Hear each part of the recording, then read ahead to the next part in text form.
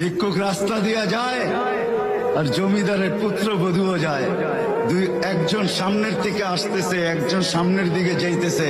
দুইজনের ক্রসিং এর সময় ভিক্ষুকের গায়ের কাদা জমিদারের পুত্রবধূর গায়ে লেগে গেছে।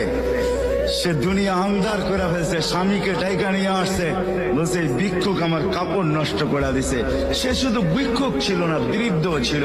বৃদ্ধ ছিল না শুধু, জীর্ণ ছিল, শীর্ণ ছিল, শরীরে কাপড় ছিল না, ফাঁকা কাপড় ছিল, পায়ে জুতা ছিল না, পেটে ভাত ছিল না। জমিদারের পুত্র সইতে পারে নাই, যৌবনী শক্তি সয়তো সয় কি করা, তার স্ত্রীর গায়ে ভিক্ষুকের কাদা, বস সমগ্র শক্তিকে হাতে জমা করা, একত্র করা বৃদ্ধের কালে বসায়। বৃদ্ধ কিচ্ছু বলে নাই, শুধু উপরের দিকে তাকায় তিনটা শব্দ উচ্চারণ করছেন।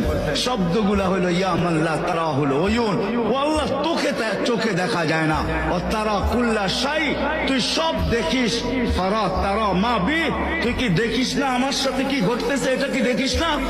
বলতে দেরি যুবক, মরতে দেরি হয় নাই।